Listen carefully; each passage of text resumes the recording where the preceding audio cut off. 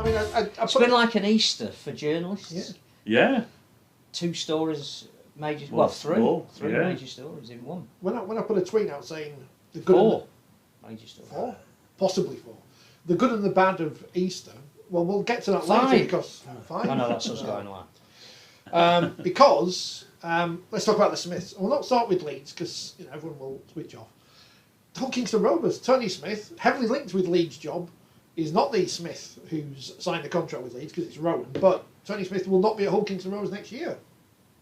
What's happened? Apart from he's obviously fallen out with someone higher in the club. I think. Well, he's fallen out with the CEO, Paul Lakin.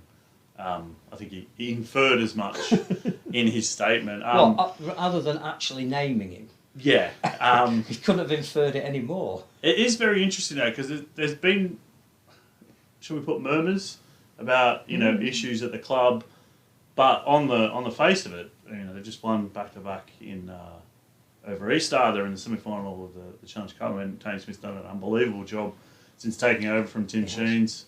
And the club looks to be in a great direction. They're buying a stadium. They've got a lot of good young English players.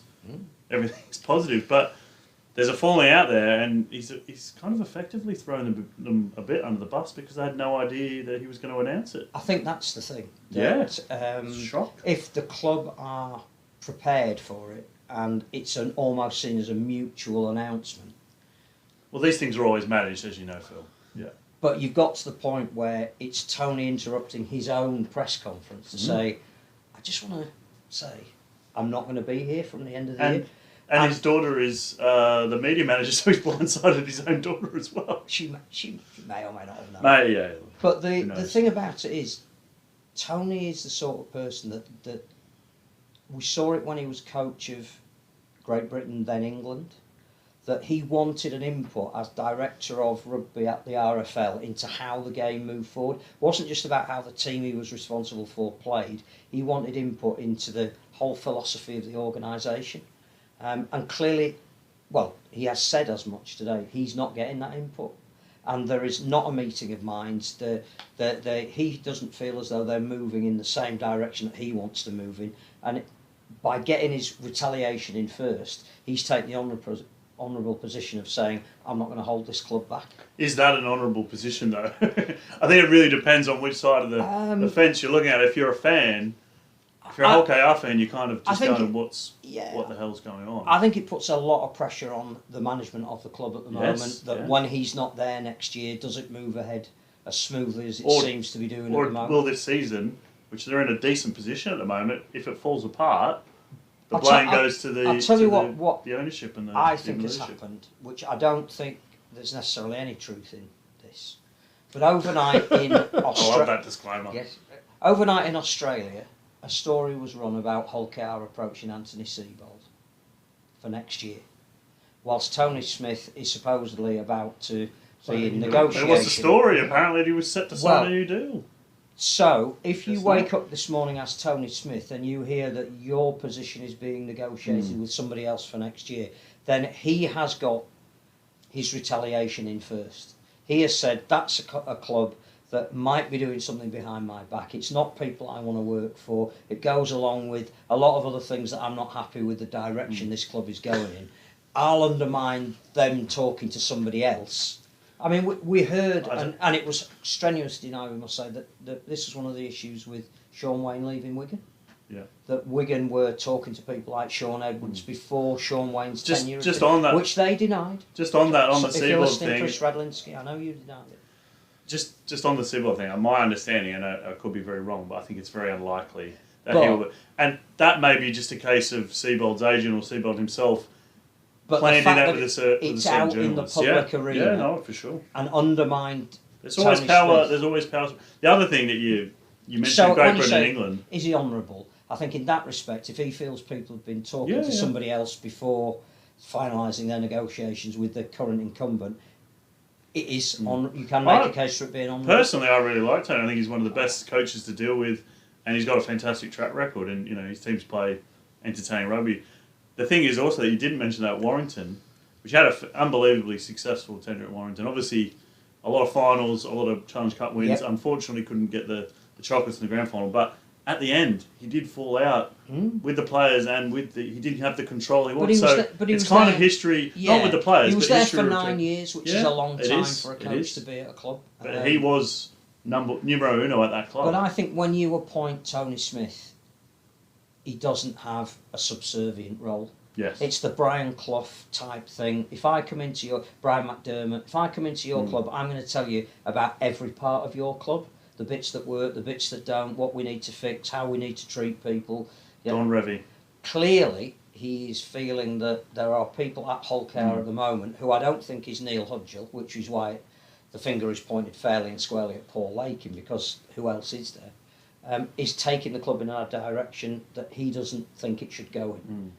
But he likes. The thing is, though, on that, you'd have to say, if you look across professional sport generally, that model for most is kind of outdated. That's the 80s, 70s, whatever way of thinking that Sir Alex Ferguson. Could be. But today it's, directors of rugby or sporting directors, and their job is too big, generally in most sports, at big clubs anyway. But I also think, again, there was Lee Centurions. There was an obvious succession plan at Hull Kington if they'd have wanted it, and that would have been Tony moving into that kind of director of rugby role. And we keep saying director of rugby. Nobody's ever defined what a director of rugby does.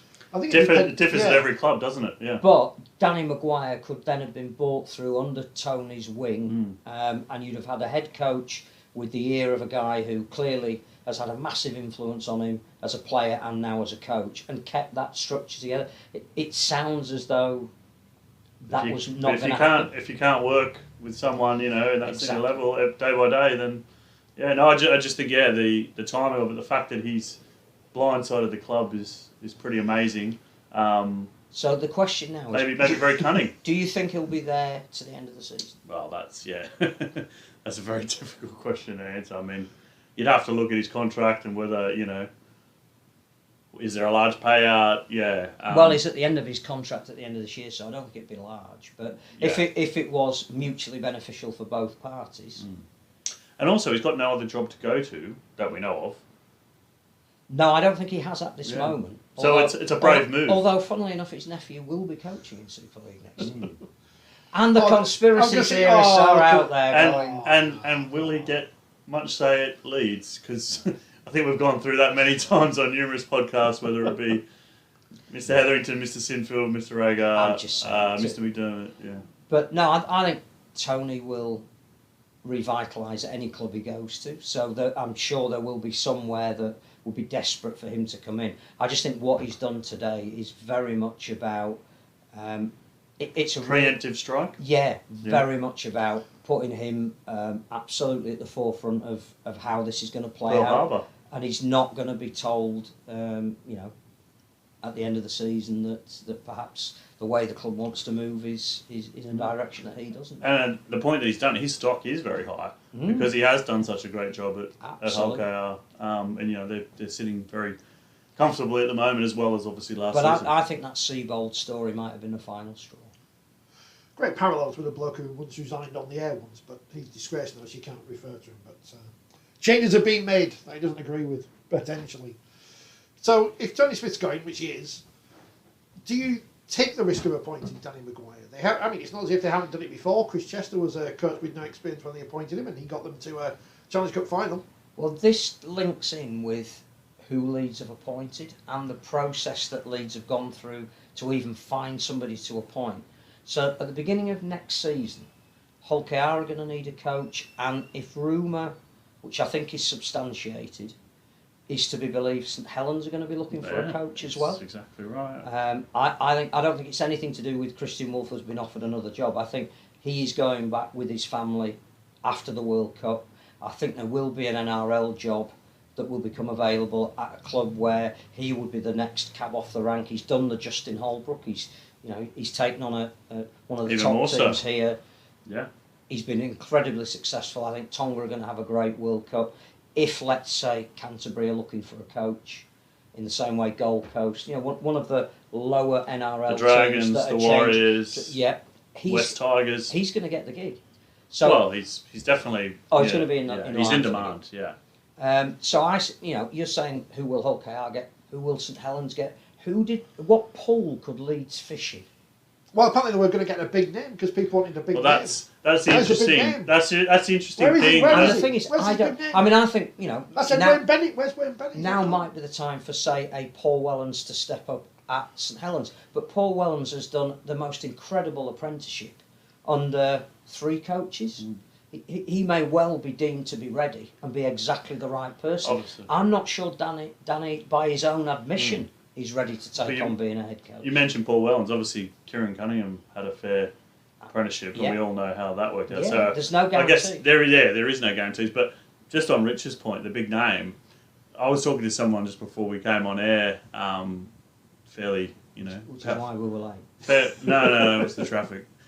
Fairly powerful in the game, and they were suggesting that you know, signing a coach from the North Devils, the Queensland Cup, to arguably, if not the biggest club, the top 2 or 3, you know, resources, facilities, etc. Does that really show where Super League's at? Because Yes. if you look at the coaches that were linked to the Leeds job publicly, all of them, well, I'd say nearly all of them have better CVs than Rohan But Smith. who was realistically linked? Well, let me finish. Yeah, when Sky put that big list up, they tell you we how don't many are know. going. Yeah. Well, I believe Sky was saying, I believe Sky was saying Brian McDermott should get the job. That wasn't going to happen. But yeah, Shane Flanagan, he may not have wanted the job. I don't think he wanted the job. Paul Green, but these coaches have won grand finals in the RL and have coached at the Sydney. Rohan Smith has never coached at the top level. He couldn't get Bradford promoted when they were full time in a part time league. But I'm not sure that. CVs are not everything, though. And I'm not sure Paul Green. The fact that he hasn't been offered another NRL job since, the fact that Shane Flanagan is deemed to be almost keep a bit at arm's length because of everything that went on at Cronulla. I think he's fairly rehabilitated in the eyes of the But there NRL are a now. number of jobs he could have had, some quite recently. I think there'll be some jobs opening up in the next 18 months. There will. He's got a lot of powerful friends in the Sydney media who Well, are already agitating against a certain Maguire. But also, if they thought they could walk into an NRL job, they don't need to come over here for 2 years to prove themselves. Yeah, definitely. So, I you know, Sean Wayne was linked with the job. I'm not sure it was ever realistic. No, it seems unlikely to me. Yeah. So again, you know, forget who it is at the moment and what their credentials are. Where will Hull KR be fishing when it comes to replacing Tony Smith? And Another Craig Sandercock. Or another Chris Chester. Or James Webster. James Ford. Because if we don't say James Ford, then people get upset that we haven't mentioned James Ford because he's the York he's the crept under up-and-coming the ladder in the Championship up to 3rd. So. he's the up-and-coming British coach de jour, as they say in France. Sylvain Houlez, the job. Steve McNamara, But again, he was another name that was linked with the Leeds job. Was never going to come to Leeds. But you had to be realistic. It's all very well being linked with people, but well, I think there's a difference between a coach who is out of a job and one who's actually held discussions with the club and is a realistic appointment. And if again with the parlous financial state that every club is still in here, they are not going to pay to release somebody from a contract to actually get them in the first place. It was just never going to happen. So I mean, on the Rohan Smith thing, and people will quite rightly have an opinion based on what he did or didn't do at Bradford, bearing in mind that the biggest rug he was on was pulled out from under him in the financial parlous state of Bradford at the time. I think that happened more towards the end of his tenure, but I think the decision has been made by Gary Hetherington to almost look at where Leeds were when they got Tony Smith, who came from a Huddersfield club that had initially been relegated, and he hadn't established his reputation at that point. And I think, and I'm not speaking on behalf of Gary Hetherington, I think he could explain this himself. They're looking for somebody who isn't just going to develop players, but actually play in a different style, which Tony did when he came to Leeds. And I think all the word he's got back about Rohan is he's from a slightly different school. Plays a slightly different way. Do they need a different style? Do they need someone? No, I think the British game does. I'm not sure Leeds do. I don't think Leeds need to worry about the British game. They need to avoid relegation. I think personally, they need an experienced older coach who can kick some heads because. But who is there? Well, there are older coaches out there, more experienced. But I'm not saying a specific candidate. I'm just saying someone who can literally lay down the law, because to me, that playing group is more than good enough to be in the top 6, if not the top 8. But do you need? But they're not performing. So if you can get somebody who can get them to perform in a style of rugby that they're enjoying playing, it's a great success. Do you need to crack heads? But again, Well, nobody's going to know whether it's a great appointment until he's the proof of the pudding. But I think the template that Gary Hetherington has used is when Tony Smith arrived in 2004. Is that the same template that appointed Dave Furner, Well, gave Kevin Sinfield the job, yes, appointed again, Richard Agar, his close family friend? According to Mr. Hetherington, Dave Furner was appointed by Kevin Sinfield. There you go. Oh, it's Kevin Sinfield's fault. Wow. Kev, Sir Kev. Okay. Because he wasn't involved in the rugby department at the time. That's That's what convenient. But you hear all of these arguments about who they need, but if that person isn't available because they're not on the market, Oh yeah. what exactly. road do you then go down? Well, yeah, that's, And it may well be that. I mean, I've noticed again. You could.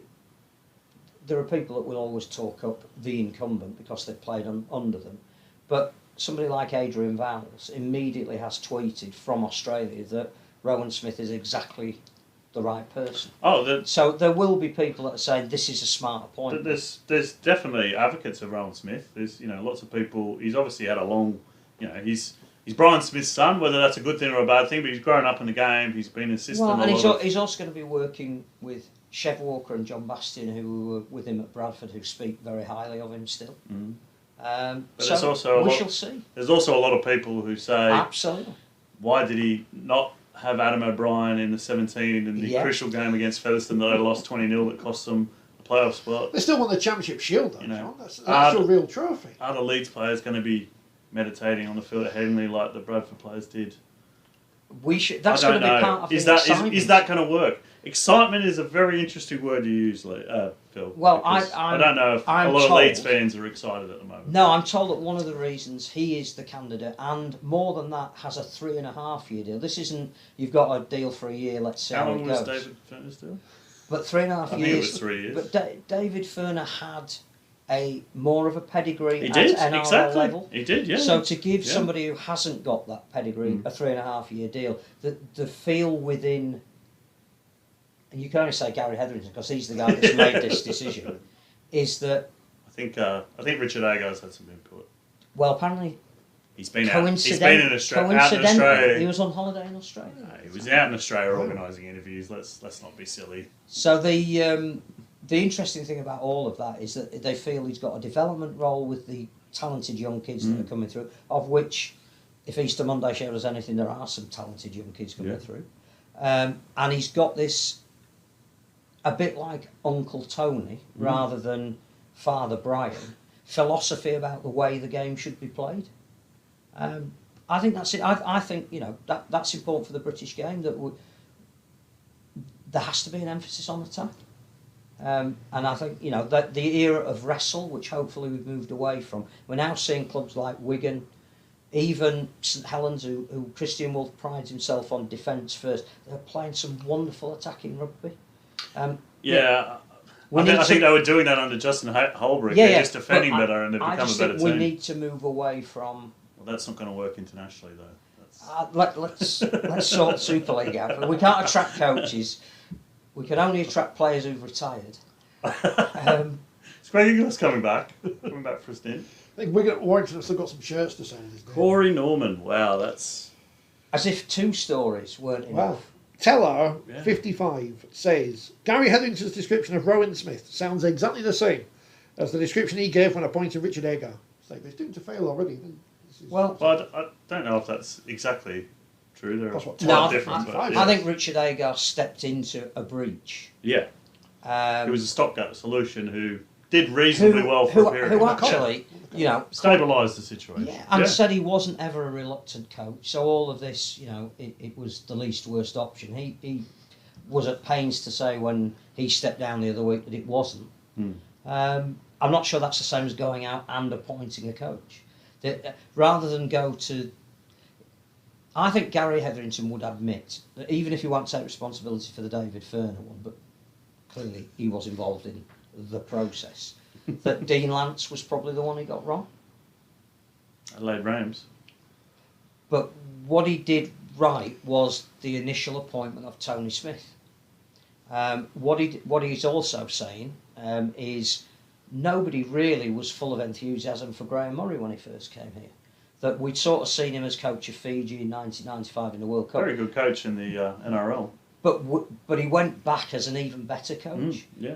It's not like when he was announced, everybody, oh, they've got the great Graham Murray. It's like he became great. I think that's, as you know, Phil, that's part of it. You can't please everyone. No, and these days you can rarely please anyone. So I think the jury is clearly out on Rohan Smith. Yeah, I mean, he may do a fantastic job, and it's a left field appointment. It's an unusual one. And I think the one thing that we can credit them for is nobody had wind of this until minutes before it was properly announced. Yeah. Which in this day and age, with a club like Leeds, is a massive feat.